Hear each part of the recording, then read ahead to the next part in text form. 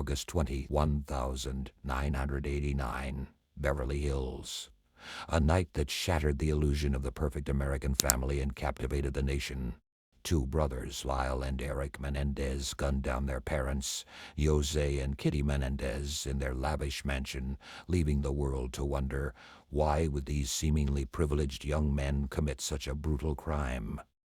This was a story that had it all: wealth, power, Hollywood connections, and a shocking family secret.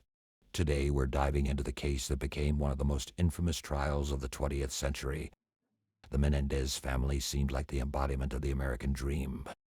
José Menendez, a Cuban immigrant, had risen to the top of the entertainment industry, signing acts like Duran Duran and Menudo, while his wife Kitty lived the life of luxury and status.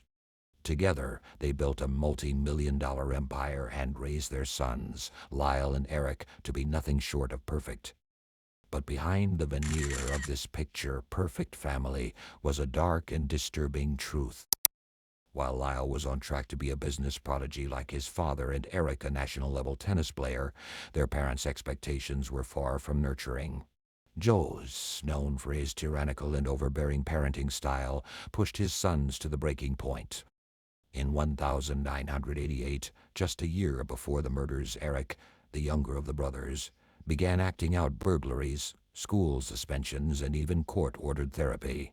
But none of this could have foreshadowed the horrifying events of August 20, 1989. That night, Lyle and Erik claimed to have returned home from a movie to find their parents' lifeless bodies riddled with shotgun blasts. The crime scene was gruesome. It appeared as if José and Kitty had been targets of a mob hit. But it wasn't long before suspicion turned to the brothers themselves. And while Lyle and Erik put on a show of grief, their actions over the next few months sent shockwaves through the media.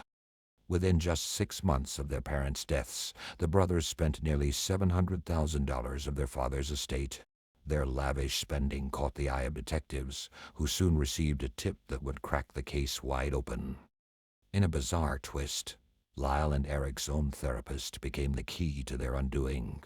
During one of their sessions, the brothers confessed to the killings. The therapist's girlfriend, fearing for her safety, tipped off the police. By 1990, both brothers were arrested and charged with the murders. But this was only the beginning of a legal saga that would span 3 trials and 7 years. The brothers claimed that they acted out of fear and in self-defense, citing years of abuse by their father, José Menendez. So that no one could open the door from the outside? Yes. And I think you've already said your mother never came to the door anyway. No. So did you have in mind at the time who that slat was supposed to keep out?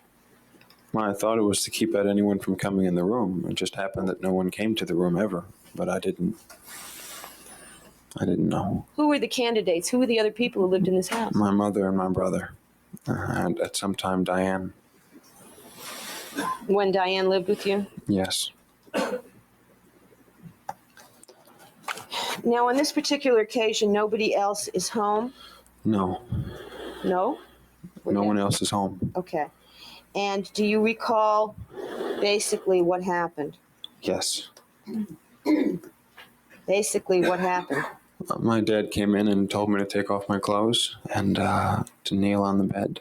And he closed the blinds and he put the slat underneath the door like he always did. And he told me to bend over the footboard. This bed had a footboard and a headboard? Yes.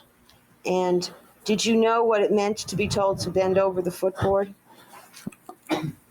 Yes. He had had you do that before? Yes. That's when he tried to have sex with me but wasn't able to. And did your father put anything on you or ask you to put anything on you? This time he just did it himself. Usually he told me to. What was it that was put on you? He had a Vaseline jar.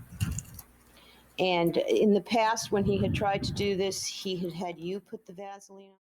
Allegations of physical, emotional, and even sexual abuse turned the case into a media frenzy.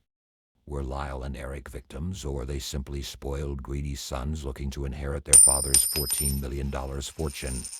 Prosecutors painted the brothers as ruthless killers who plotted the murders for financial gain, while the defense argued that they were terrified young men driven to their breaking point by a tyrannical father and an enabling mother.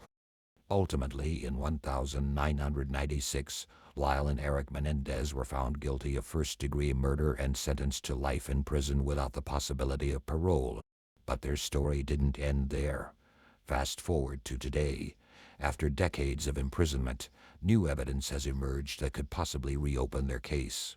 A former member of the boy band Menudo, Roy Rossello, came forward with shocking allegations, claiming that José Menendez sexually abused him back in the 1980s.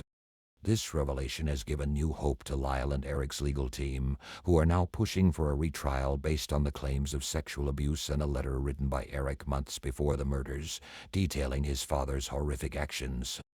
Today, the brothers remain incarcerated at the Richard J. Donovan Correctional Facility in San Diego. Lyle has even earned a degree in sociology and works with other inmates who have endured similar abuse. Whether you believe they're cold-blooded killers or tragic victims, one thing is clear. The Menendez brothers' case changed the way America views family dynamics, abuse, and the criminal justice system. While we may never know the full truth, the Menendez brothers' saga has left a scar on America's psyche, blurring the line between victim and villain. It's a story where the shadows are just as real as the people involved. Leave a comment below on whether you think justice was truly served in this case. If you enjoy uncovering the darkest, most twisted corners of true crime, don't forget to subscribe to Shadow Chronicles.